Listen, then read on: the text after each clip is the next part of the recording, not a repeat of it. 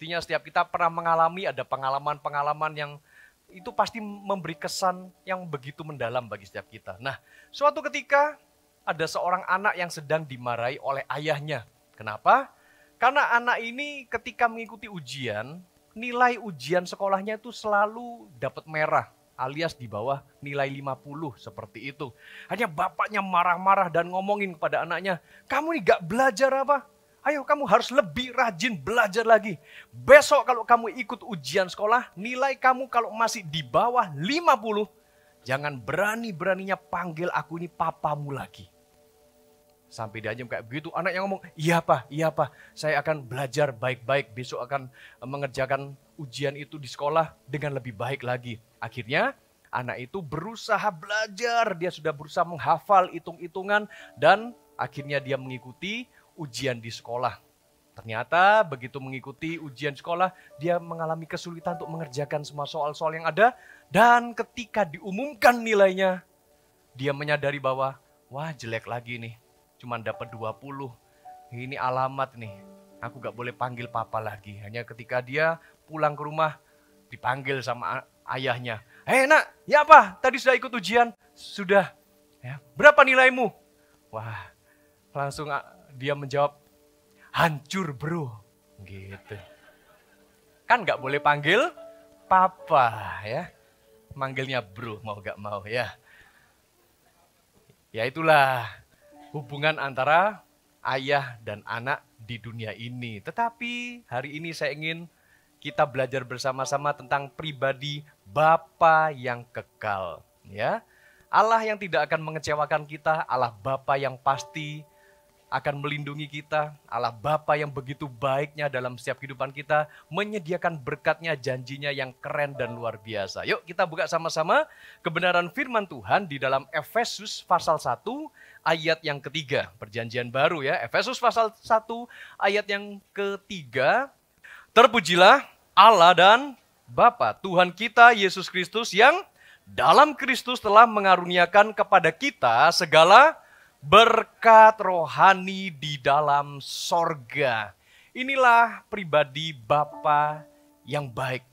Firman Tuhan yang disampaikan oleh Rasul Paulus kepada jemaat di Efesus mengatakan bahwa terpujilah Allah dan Bapa kita. Karena di dalam Kristus Yesus sudah mengaruniakan atau memberikan kepada setiap umatnya berkat rohani di dalam sorga. Dan Rasul Paulus perlu menegaskan hal ini kepada jemaat Efesus di mana surat ini ditujukan. Karena jemaat Efesus itu merasa bahwa mereka sudah menjadi orang Kristen. Mereka sudah percaya bahwa Yesus adalah Tuhan dan Juru Selamat. Tetapi mereka tidak menyadari betapa luar biasanya kekayaan atau berkat rohani dari sorga itu yang Tuhan sudah wariskan buat setiap mereka. Karena mereka tuh merasa bahwa kami ini umat Kristen hanya minoritas. Kami ini umat Kristen yang tertindas. Sekalipun kami sudah percaya bahwa Yesus adalah juru selamat dunia. Tetapi hidup kami kok kayaknya gak dianggap. Hidup kami kok kayak biasa-biasa aja. Penuh dengan pergumulan. Kami tidak punya kuasa untuk kami menjalani kehidupan ini penuh dengan kemenangan. Nah, karena itu Rasul Paulus perlu menasihati dan mengajarkan jemaat Efesus. Bukan seperti itu. Justru kalian semua menerima berkat rohani dari sorga yang sudah disediakan oleh Allah Bapa. Dan hari ini kita mau belajar bersama-sama. Berkat rohani apa saja sih yang diberikan oleh Bapa yang kekal itu bagi setiap kita. Oke, semuanya mau belajar? Katakan amin. Ya. Oke, kita pelajari berkat rohani yang pertama. Kita lihat di ayat yang keempat dan ayat yang kelima.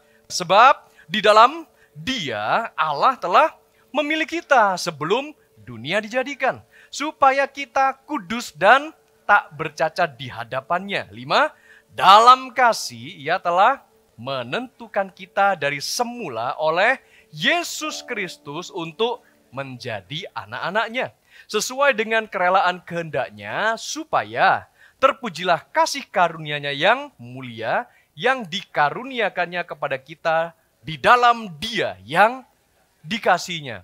Barusan kita membaca ayat-ayat ini, saudara-saudara, dari ayat 4 sampai ayat yang ke-6, dan selalu setiap ayat ini disisipkan oleh Rasul Paulus dalam Dia.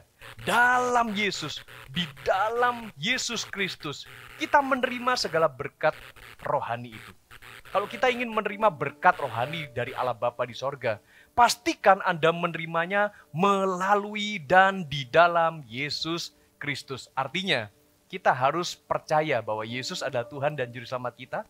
Kita juga harus punya hubungan secara pribadi di dalam doa kepada Tuhan Yesus Kristus. Karena melalui Yesus Kristus kita menerima segala akses berkat dari Allah Bapa itu. Ya, nah, apa sih berkat rohani yang pertama yang kita terima di dalam Kristus Yesus dari Bapa Sorgawi? Yang pertama tadi kita sudah baca di ayat yang kelima bahwa kita ini diangkat sebagai anak. Ya, bagian mana ini? Kalau kita perhatikan benar di ayat yang kelima, ya sebetulnya kalau dari terjemahan bahasa aslinya ke bahasa Indonesia hilang satu kata sebetulnya, yaitu huiotesian sebetulnya. Huiotesian itu apa? Coba perhatikan baik-baik. Ya, ini kalau saya terjemahkan dari bahasa Yunaninya ke bahasa Indonesia, perhatikan ada bagian yang saya lingkarin warna merah itu. Huiotesian, ya. Bahasa Yunaninya artinya pengangkatan atau adopsi sebagai anak. Oke. Nah, sebetulnya kalau diterjemahkan ke dalam bahasa Indonesia, mestinya ditambahin satu kata, yaitu diangkat. Kalau Anda bandingkan dengan Alkitab Anda sendiri, iya ya, kok gak ada kata pengangkatan atau diangkat gitu, kok gak ada. Ya, karena itu kalau kita baca, kita taruh kata huiotesian ini di dalam bahasa Indonesia, jadinya seperti ini. Ya, kita ulangi. Dalam kasih, Ia telah menentukan kita dari semula oleh Yesus Kristus untuk, baca sama-sama, diangkat atau diadopsi menjadi anak-anaknya sesuai dengan kerelaan kehendaknya. Oke? Nah, saat kita ini diangkat anak oleh Bapa di sorga, itu ibaratnya kita ini diadopsi. Ya. Nah, pada zaman dahulu ketika surat kepada jemaat di Efesus ini ditulis oleh Rasul Paulus, istilah adopsi ini gak melulu dari anak kecil atau anak masih usia bayi gitu ya, belum sadar, belum tahu apa-apa, lalu karena gak ada orang tuanya atau tidak diinginkan oleh orang tua kandungnya, lalu diangkat atau diadopsi oleh seseorang. Bukan seperti itu, mungkin di zaman sekarang lebih relevannya seperti itu ya. Atau katakanlah ada anak kecil di panti asuhan, atau ada anak yang mungkin masih baby, entah orang tuanya gak ada, sudah orang tuanya tidak menginginkan dia, lalu ada yang tertarik, tak angkat anak, saya adopsi dia. Nah kan seperti itu. Tetapi di zaman waktu itu yang diadopsi adalah orang dewasa ternyata. Ya, contohnya di zaman Romawi dulu keadaannya karena begitu buruk dan rusak secara moral dan mental sehingga banyak keluarga yang berantakan. Hubungan antara orang tua dan anak itu juga tidak baik-baik saja. Toh ternyata bukan zaman sekarang, zaman dulu juga. Nah, jadi jika ada orang-orang tertentu yang punya pengaruh politik, punya kekayaan, punya pangkat, ya, karena itu mereka kalau punya anak kandung mereka sendiri, anak-anaknya tidak bertanggung jawab, anak-anaknya nakal, rusak, berantakan, dan suka memberontak kepada orang tua, maka orang-orang yang punya kekayaan, pangkat, dan kuasa politik ini tidak segan-segan, mereka akan mengadopsi orang dewasa lainnya, atau anak yang bahkan sudah remaja, yang boleh dikategorikan sudah dewasa, orang ini akan diadopsi, dianggap sebagai anak sendiri. Ya, contohnya Julius Caesar. Waktu itu juga yang memerintah kerajaan Romawi ya. Julius Caesar ketika akhirnya setelah hidupnya berakhir karena dia dibunuh, kemudian dibacalah surat wasiatnya dan ditemukan dalam surat wasiatnya ternyata Julius Caesar ini sudah mengadopsi orang yang namanya Octavianus, yang pada dasarnya Octavianus ini adalah cucu keponakan yang dimiliki oleh Julius Caesar ini. Ya, nah akhirnya singkat cerita Octavianus menjadi Kaisar Agustus. Ya, kalau Anda mendengar nama Kaisar Agustus ini mungkin familiar ya, karena di zamannya Tuhan Yesus, di zaman kelahirannya mengadakan sensus. Ya, inilah Octavianus. Dia diadopsi oleh Julius Caesar. Nah, waktu itu ternyata orang mengadopsi orang dewasa lainnya ada kategorinya. Orang ini harus baik, pintar, berpendidikan, beretika, dan dianggap layak untuk menjadi anak, menggantikan anak kandungnya.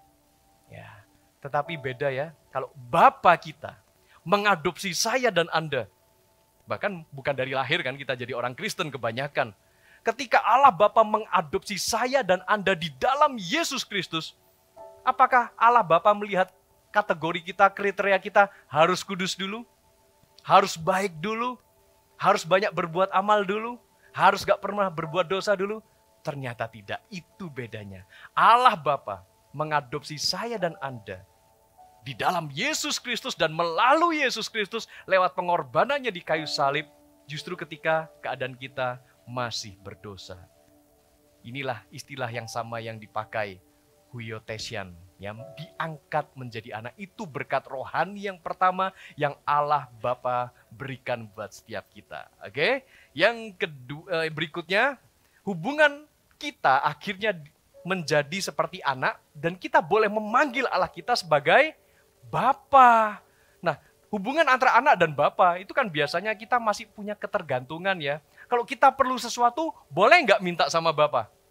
Ya boleh dong ya, namanya anak gitu kan. Kita punya keperluan, boleh nggak kita mengajukan sama Bapa kita? Ya sangat boleh. Contohnya di dalam Matius pasal 7, ayat 7 sampai 11. Demikian firman Tuhan. Anda kalau punya kebutuhan, Anda punya keperluan, doanya seperti ini nih yang diajarkan Tuhan Yesus. Mintalah, maka akan diberikan kepadamu. Dia Bapa yang baik kan.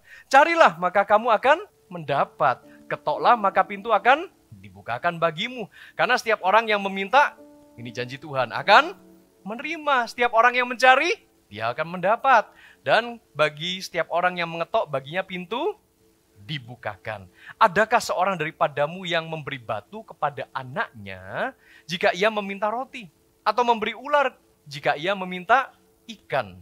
Jadi jika kamu yang jahat tahu memberi pemberian yang baik kepada anak-anakmu, ini Tuhan Yesus lagi ngomongnya, lagi menyindir pada bapak-bapak yang ada di dunia. Jadi kalau sebagai ayah-ayah di dunia ini tahu memberi yang baik buat anaknya, anaknya minta roti gak dikasih batu, gak dikasih ular, gak dikasih kalajengking, tetap dikasih roti, apalagi Bapa di sorga. Kita sudah diangkat jadi anak, Allah Bapa pasti akan memenuhi apa yang kita perlukan. Lihat nih, apalagi Bapamu yang di sorga, ia akan memberikan yang baik kepada mereka yang meminta kepadanya. Ini konteksnya ayat dalam Matius pasal 7, ayat 7 sampai 11 adalah doa. Ketika kita sudah diangkat anak atau diadopsi sebagai anak oleh Bapa di sorga, pertahankan hubungan kita dengan Bapa itu melalui doa. Di dalam doa kita bisa meminta, yang meminta akan mendapatkan, mencari akan memperolehnya. Ketika mengetuk pintu sorga, yang namanya mengetuk itu cuma sekali, tuk gitu atau berkali-kali. Ya, waktu Anda berdoa, waktu Anda mengetuk pintu sorga, jangan cuma, Tuhan, aku minta ya Tuhan, tuk, udah selesai ya. Mana ya Tuhan kok gak jawab-jawab ya. Tuhan juga nunggu keseriusan kita dong ya. Ketika kita mengetuk kan, kalau Anda pergi ke rumah tetangga Anda ya, mungkin zaman sekarang udah gak zaman ya, kita ngetuk pintu ya, langsung main telepon, bro bukan pintu dong gitu ya. Bronya ini bapaknya atau memang bro temannya gitu ya. Kita ngetuknya berulang-ulang gitu ya. Nah, demikian juga kalau kita sudah menganggap Allah kita sebagai Bapa di sorga, bangun hubungan lewat doa ya. Oke, karena itu kita bisa sambil nyanyikan lagu pujian ini ya. Kau beri yang ku pinta, saat ku mencari ku mendapatkan, ku ketuk pintumu dan kau bukakan, sebab kau Bapakku, Bapa yang kekal. Ya, oke. Itu berkat rohani yang pertama, kita diangkat sebagai anak oleh Bapa yang kekal. Oke, berkat rohani yang kedua, kita perhatikan di dalam ayat 7 dan 8 dari Efesus pasal 1. Ya, aksesnya masih tetap di dalam Dia, di dalam Yesus ya. Ayat 7 demikian firman Tuhan, sebab di dalam Dia dan oleh darahnya kita beroleh penebusan, yaitu pengampunan dosa menurut kekayaan kasih karunia-Nya yang dilimpahkannya kepada kita dalam segala hikmat dan pengertian. Berkat rohani yang kedua yang diberikan oleh Bapa yang kekal dari sorga itu adalah penebusan dari maut. Kita gak hanya sekedar diangkat statusnya menjadi anak, tetapi kita juga beroleh penebusan, yaitu pengampunan dosa. Apa sih arti menebus itu? Menebus itu artinya barang kita ya yang sedang dikuasai oleh orang lain, maka kita itu perlu mengambil barangnya kita itu dengan cara membayarnya, membayar dengan sesuatu yang sepadan sebagai gantinya. Itu namanya menebus. Nah, jadi sekarang kita pakai konsep menebus ini seperti yang dilakukan oleh Allah Bapa terhadap kita. Saya dan Anda punyanya siapa? Kita adalah miliknya Bapa di sorga. Tetapi kita sedang dikuasai oleh iblis. Kita sedang dikuasai oleh alam maut ketika kita masih berdosa. Ya. Karena itu Allah Bapa ingin menebus kita. Karena itu perlu membayar kita. Dibayar pakai apa? Dibayar pakai darah Yesus yang mahal. Tadi kan saya ngomong konsep menebus itu adalah barang milik kita itu kita bayar dengan nilai yang sepadan supaya kita bisa nebus barang itu. Tetapi Allah Bapa membayarkannya dengan darah Yesus. Sepadan enggak? Melampaui nilai kita sebetulnya. Melampaui, bahkan lebih-lebih. Allah Bapa membayar kita dengan pengorbanan, dengan darah Yesus yang begitu mahal, yang tiada ternilai. Supaya saya dan Anda, kita ini akhirnya bisa ditebus. Padahal utang dosa kita, harusnya kitalah yang membayar. Tapi ternyata Allah Bapa tahu bahwa saya dan Anda kita gak sanggup untuk bisa menebus diri kita sendiri. Kita gak layak, kita gak pantas. Karena itu Allah Bapa lah yang melakukannya untuk kita. Dia menebus kita, membayarnya dengan begitu amat mahal, tidak sepadan sama sekali, lebih-lebih berlimpah. Karena tadi waktu kita baca di sini, ya, ayat yang ke-7, sebab di dalam Dia dan oleh darahnya kita beroleh penebusan, yaitu pengampunan dosa menurut kekayaan kasih karunia-Nya. Dia menebus kita dengan seluruh kemampuannya, dengan kekayaan kasih karunia-Nya. Karena Allah Bapa kita gak pernah kekurangan kasih karunia, gak pernah defisit kasih karunia, tetapi kekayaan yang berlimpah dengan kasih karunia-Nya, yang dilimpahkannya kepada kita, ayat yang 8, gak cuma ditebus ternyata. Selesai kita ditebus, kita kembali menjadi miliknya, diangkat menjadi anak. Ayat yang ke-8 dikatakan, dilimpahkannya kepada kita dalam segala hikmat dan pengertian. Katakan sama-sama dengan saya, hikmat dan pengertian. 1, 2, 3. Hikmat dan pengertian. Maksudnya apa? Setelah kita ini ditebus, diangkat menjadi anak, dapat bonus lagi. Hikmat dan pengertian. Buka sama-sama dengan saya di dalam Amsal pasal 9 ayat yang 10. Ya. Karena itu kita semua sebagai anak-anak Tuhan harus berbeda dibandingkan orang yang tidak mengenal Tuhan. Kita harus hidup di dalam hikmat dan pengertian. Karena itu sudah dilimpahkannya bagi setiap kita, saudara. Ya, Amsal 9 ayat 10, permulaan hikmat adalah takut akan Tuhan dan mengenal yang maha kudus adalah pengertian. Setelah kita ditebus, kita dapat hikmat dan pengertian. Maka kita harus satu, selama menjalani hidup ini karena kita ini udah ditebus sama Tuhan, hiduplah di dalam takut akan Tuhan. Ya, caranya gimana kita ini hidup takut akan Tuhan?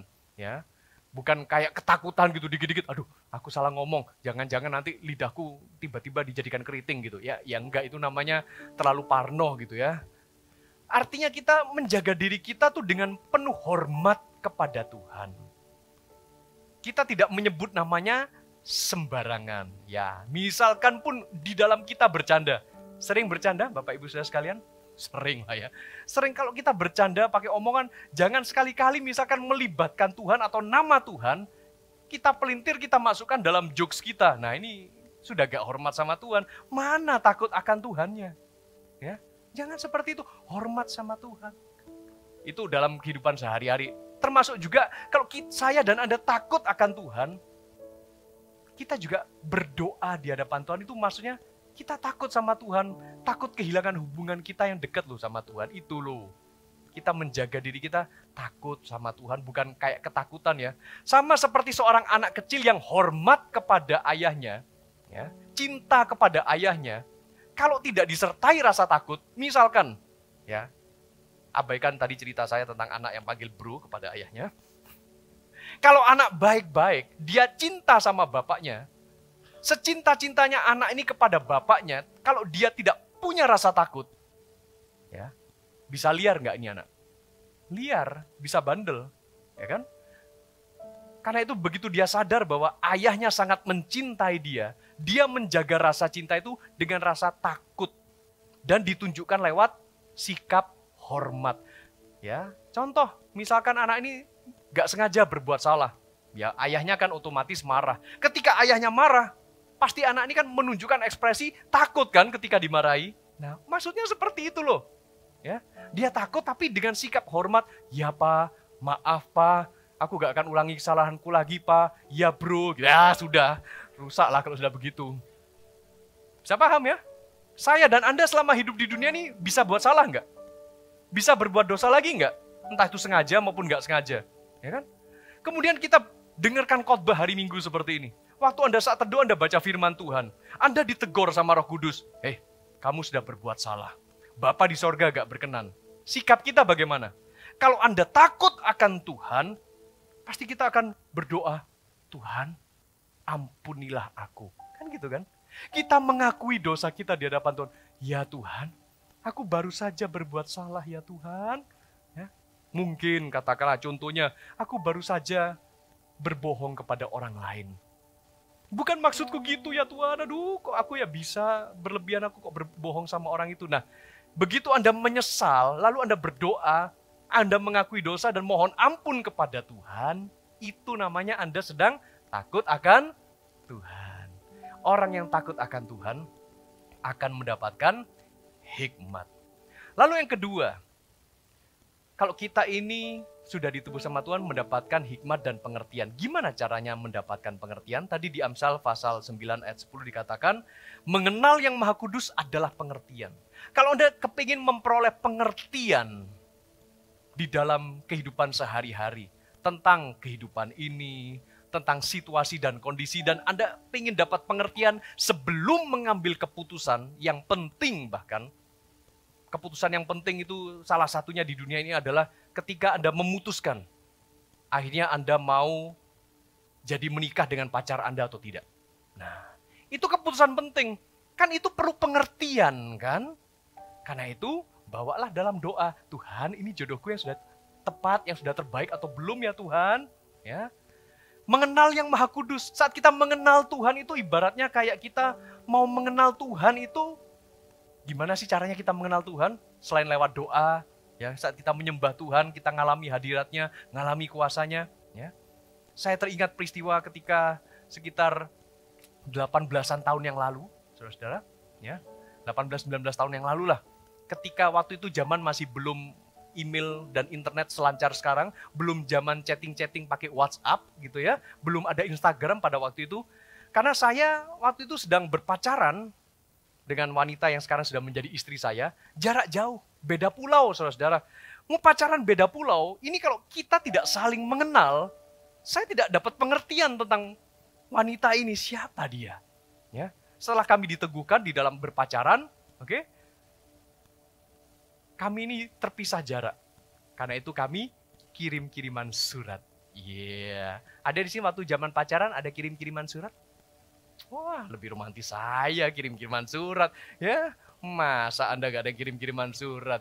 Belum zaman email, belum zaman Instagram. Sekarang semuanya ucapan romantis, pakai Instastory dan sebagainya. Kita bikin romantis gitu ya. 24 jam hilang. Ya. Surat gak bakal hilang, saudara-saudara. Ya. Nah, supaya kami saling mengenal, kami saling berkirim surat. Ya kan? Meme tercinta. Gitu ya. Terima balasan suratnya. Iya koko tersayang. Udah gitu ya kan. Ya, lama kelamaan kan semakin kenal. Ini sifatnya kayak apa? Ini waktu menghadapi ini dia cerita bagaimana. Waktu kita saling membaca surat cinta itu saling mengenal. Nah, sekarang gimana cara kita mengenal Tuhan? Tuhan juga kasih surat cinta buat kita. Anggaplah Alkitab yang Anda punya. Entah itu Alkitab dalam bentuk buku maupun Alkitab secara digital, elektronik Anda baca, itulah surat cintanya Tuhan. Semakin Anda sering membaca Alkitab yang adalah surat cinta dari Tuhan, Anda akan semakin kenal sama Tuhan. Ya. Mengenal Dia adalah pengertian. pengertian. Anda akan memperoleh banyak pengertian. Untuk mengambil keputusan, Anda tidak akan bimbang. Anda akan semakin yakin dan teguh sebab firman Tuhan yang menuntun hidupmu. Amin. Ya. Oke, berikutnya ya. Karena kita ini sudah ditebus dari maut ya. Kita terima hikmat dan pengertian dari Tuhan, maka bagian kita, masa sih kita melihat sekeliling kita, teman-teman kita gak kasihan kah sama mereka? Mereka yang belum diselamatkan, mereka yang terhilang. Bagian saya dan Anda yang sudah ditebus oleh darah Yesus dan kita sudah diangkat sebagai anak Bapa. Ayo kita berbagi kesaksian buat teman-teman kita. Mereka yang belum kenal Tuhan, mereka hidupnya masih dalam dosa. Ujung kehidupan mereka nanti akan mengalami api neraka yang kekal. Gak kasihankah Anda? Kalau Anda kasihan sama mereka, berbelas kasih kepada orang-orang yang belum mengenal Tuhan ini, beritakanlah Injil. Apalagi kalau mereka tuh pernah mengenal Anda dulu, hidup Anda sebelum rajin datang ke gereja, sebelum jadi orang Kristen, sebelum Anda dibaptis, hidup Anda juga serusak mereka. Lalu mereka bisa berkomentar, loh kok hidupmu sekarang beda? Setiap hari Minggu Anda itu rapi, Anda itu juga baunya harum, ya. Dulunya mungkin baunya sudah gak karuan, rambut awut-awutan, acak-acakan dan sebagainya. Tidur bangunnya kesiangan. Hari Minggu sekarang udah bangunnya pagi, rajin ke gereja, pakai seragam pelayanan ke gereja lagi. Ya. Bagikanlah kesaksian buat teman-teman Anda. Aku sudah jadi anak Bapa. Aku udah ditebus. Tapi aku kepingin kamu juga mengalami berkat yang sama. Ayolah melok aku sekali-sekali ke gereja. Nah gitu loh. Bagian kita adalah bersaksi buat mereka. Agar mereka pun juga mengalami kasih Tuhan dan diselamatkan di dalam nama Yesus ya. Oke, berkat rohani yang ketiga yang diberikan oleh Bapa yang kekal itu, baca sama-sama dengan saya di dalam Efesus pasal 2 ayat 4 sampai dengan ayat yang ke-7 ya. Efesus pasal 2 ayat 4 sampai 7, demikianlah firman Tuhan. Tetapi Allah yang kaya dengan rahmat, oleh karena kasih-Nya yang besar yang dilimpahkannya kepada kita, 5 lebih keras lagi, telah menghidupkan kita bersama-sama dengan Kristus. Sekalipun kita telah mati oleh kesalahan-kesalahan kita. Oleh kasih karunia kamu diselamatkan. Dan di dalam Kristus Yesus, Ia telah membangkitkan kita juga dan memberikan tempat bersama-sama dengan Dia di sorga. Supaya pada masa yang akan datang Ia menunjukkan kepada kita kekayaan, kasih karunia-Nya yang melimpah-limpah sesuai dengan kebaikan-Nya terhadap kita dalam Kristus Yesus. Inilah berkat rohani yang ketiga. Tadi kita lihat di ayat yang kelima bahwa Ia telah menghidupkan kita bersama-sama dengan Kristus. Sekalipun kita ini telah mati, ya sudah mati kemudian dibangkitkan bersama Yesus. Inilah berarti hidup lagi. Dan bukan hanya hidup sementara, tapi hidup untuk selama-lamanya. Ayat yang ke-6 juga dikatakan bahwa Ia membangkitkan kita juga dan memberikan tempat bersama-sama dengan Dia. Di mana lokasinya? Di sorga. Di sorga itu tidak ada batas waktunya. Artinya selama-lamanya kekal sifatnya seperti Bapa yang kekal itu. Berkat rohani yang ketiga itu adalah hidup kekal. Hidup yang sekarang ini kita jalani bersama, saudara, hidup ini hanyalah sementara. Nah, perhatikan nih bahasanya Paulus waktu dia tadi nulis di ayat yang keempat.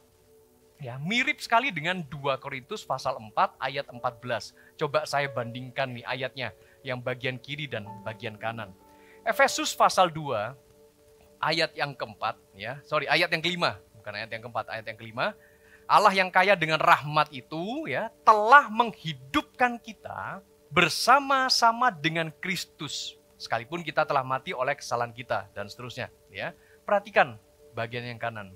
2 Korintus pasal 4 ayat 14 yang nulis sama Paulus. Ya, konsepnya begini. Karena kami tahu bahwa Ia yang telah membangkitkan Tuhan Yesus akan membangkitkan kami juga bersama-sama dengan Yesus. Ya, dan Ia akan menghadapkan kami bersama-sama dengan kamu kepada dirinya. Saya lanjutkan membaca dari 2 Korintus pasal 4 ayat yang ke-15. Maksudnya apa? Allah itu sudah membangkitkan saya dan Anda melalui kebangkitan Yesus Lanjut ayat yang ke-15. Sebab semuanya itu juga terjadi karena kamu supaya kasih karunia yang semakin besar berhubung dengan semakin banyaknya orang yang jadi percaya menyebabkan semakin melimpahnya ucapan syukur bagi kemuliaan Allah. Sebab itu kami tidak tawar hati, tetapi meskipun manusia lahiriah kami semakin merosot, namun manusia batiniah kami dibarui dari sehari ke sehari. Nah, di sini ditunjukkan perbedaan antara hidup yang sementara yang kita jalani di dunia ini dibandingkan dengan hidup yang kekal. Nah, di dalam hidup yang sementara ini, saudara, ya, makin lama kondisi fisik kita semakin merosot. Nah, inilah hidup sementara. Tapi di dalam kehidupan yang kekal, tidak ada kemerosotan di dalam kehidupan ini. Katakan puji Tuhan. Ya, selama hidup di dunia, ya, keriput kita mulai nambah garis-garisnya, ya. Rambut yang dulunya hitam sekarang menjadi abu-abu dulu, ya, baru memutih, ya. Langsung putih, ya. Ya. Bahkan rambut yang dulunya subur sekarang menjadi sabar, ya, dihitungin satu-satu. Mana ini, ya? Kan hidupnya cuma sementara, ya. Oke, lanjut ya. Nah, dan yang membedakan lagi antara hidup sementara dan hidup kekal itu adalah di hidup yang sementara ini penuh dengan penderitaan, kesusahan, sakit, penyakit. Benar nggak? Tapi di dalam kehidupan yang kekal, sudah tidak ada lagi yang namanya penderitaan. Nggak ada lagi sakit, penyakit, sehat selamanya. Ya, coba kita lanjutkan ayat yang ke-17. Ya, di hidup yang sementara ini penuh dengan penderitaan. Tetapi penderitaan yang di hidup kita sekarang ini, kalau kita memandang kepada kehidupan yang kekal, penderitaan di dunia ini nggak ada apa-apanya. Anggaplah penderitaan ringan. Nih bahasanya Paulus nih, ayat 17. Sebab penderitaan ringan, katakan amin. Ya, Anda sedang mengalami pergumulan, Anda sedang mengalami kekurangan mungkin secara finansial, Anda sedang sakit, Anda sedang punya hubungan yang rusak, menderita nggak hati ini? Saya kasih tahu, penderitaanmu ringan, bro, sis. Ringan. Sebab penderitaan ringan yang sekarang ini mengerjakan bagi kami kemuliaan kekal yang melebihi segala-galanya, jauh lebih besar daripada penderitaan kami. Hidup di dunia penuh penderitaan, penuh kesulitan, penuh kegagalan mungkin. Ketika kita bangkrut, menderita rasanya. Tapi itu masih penderitaan ringan. Ya, ayat 18. Sebab kami tidak memperhatikan yang kelihatan. Hidup sementara itu penuh dengan hal yang kelihatan. Melainkan yang tak kelihatan. Karena yang kelihatan adalah hidup sementara. Sementara yang tak kelihatan adalah inilah kehidupan kekal. Ya, selama masih hidup di dunia sementara ini, masih mau ikut Yesus enggak? Saya mau ikut Yesus. Saya mau ikut Yesus. Sampai kapan? Sementara? Sampai lama-lamanya. Oh, puji Tuhan. Meskipun saya yang susahnya lama ya dipanjangin. Menderita dalam. Ya sudah mulai sedikit yang nyanyi gak mau menderita, ya kan? Saya mau ikut Yesus. Beneran? Sampai kapan? Lama-lamanya. Kasih tepuk tangan buat Anda sendiri ya. Meskipun saya susah menderita di dunia ini, tapi Paulus mengajarkan bahwa penderitaan ringan yang sekarang ini nanti akan lewat kok. Ya, oke. Karena itu saudara-saudara, selama masa penantian hidup kekal kita nanti, ya kan hidup di dunia ini masih penuh penderitaan dan kesusahan. Makanya, ayo kita harus tetap setia. Setia ikut Yesus. Meskipun saya susah menderita di dunia, saya tetap mau setia ikut Yesus. Harusnya begitu. Nah, berkat rohani dari Bapa yang kekal itu sudah kita pelajari ya. Yang pertama adalah saat kita diangkat atau diadopsi menjadi anaknya. Kemudian ditebus dari maut dan kita beroleh kehidupan yang kekal. Itulah berkat rohani dari Allah Bapa di sorga bagi setiap kita anak-anaknya. Bersyukurlah akan hal itu. Saya dan Anda sudah diangkat sebagai anak-anaknya. Saya dan Anda juga sudah ditebus dari maut, sudah diampuni dosanya. Bagian kita bersaksi dan memberitakan Injil. Dan hidup kita juga akan beroleh hidup yang kekal. Karena hidup kekal sangat berbeda dengan hidup sementara yang ada di dunia ini. Saya akan akhiri sekali lagi dengan sebuah cerita. Ada seorang atlet yang namanya adalah Derek Redmond. Seorang pelari asal Inggris yang pernah mau mengikuti Olimpiade tahun 1988 di Korea Selatan. Tetapi menjelang Olimpiade lari cepat, sprint jarak 400 meter, ternyata satu hari sebelumnya dia mengalami cedera. Sehingga akhirnya kakinya harus dioperasi dan pada hari Olimpiade dia tidak bisa mengikuti lomba lari tersebut. Kecewa? Tentu saja dia kecewa. Dia harus menjalani pengobatan, terapi, dan dia nunggu sampai Olimpiade berikutnya pada tahun 1992 di Barcelona. Tentu saja selama menunggu Olimpiade ini dia harus latihan. Dia harus terapi, menguatkan kakinya kembali. Nah, akhirnya Olimpiade yang ditunggu-tunggu datanglah. Waktunya di Barcelona pada tahun 1992. Dan dia masuk semifinal. Luar biasa. Dan kemudian ketika dia mulai berpacu larinya di semifinal 400 meter bersama dengan saingan pelari-pelari lainnya, Derek Redmond berhasil memimpin di paling depan. Wah, dia di 150 meter pertama, dia kaget karena tiba-tiba dia mengalami cederanya kumat dan dia jatuh terpelanting di lintasan lari. Sangat disayangkan. Kemudian Derek menolak untuk ada tim medis yang berusaha mengobatin dia dan dia juga menolak untuk ditarik ke pinggir lapangan. Ayahnya yang bernama Jim Redmond dari kejauhan melihat di antara penonton, kemudian ayahnya segera mendatangin Derek dan kemudian bersama-sama dengan Derek ayahnya memapah dia. Kamu pasti bisa mencapai garis finish. Sekalipun kamu sekarang mengalami cedera lagi di kakimu, Papa akan mendampingi kamu. Biasanya Derek larinya begitu kencang, tapi kali ini karena mengalami kumat cedera ototnya, dia terpaksa berlari sambil tidak bisa dengan cepat, tapi dipapah oleh ayahnya sambil dia menangis. Yang penting sampai kepada garis finish. Bukankah seperti itu Bapa yang kekal terhadap kehidupan kita? Dalam hidup ini, mungkin Anda sudah mau menyerah. Anda sudah gak kuat lagi dengan penderitaan. Gak kuat lagi dengan masalah. Gak kuat lagi dengan kondisi keuangan. Gak kuat lagi dengan kondisi sakit penyakit. Anda sudah berusaha mencoba, gagal lagi. Tetapi Allah Bapa di sorga melampaui ayahnya Derek Redmond ini. Dia akan mendampingimu di dalam lintasan larimu sampai mencapai garis finish.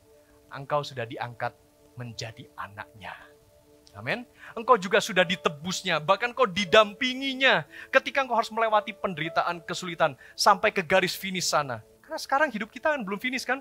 Garis finishnya adalah hidup yang kekal. Dan kesanalah Bapa yang kekal itu akan membawa Anda. Amin Bapak Ibu Saudara. Saya berdoa, Anda pun akan mencapai garis yang finish. Hidup kekal itu bersama-sama dengan Allah Bapa yang kekal.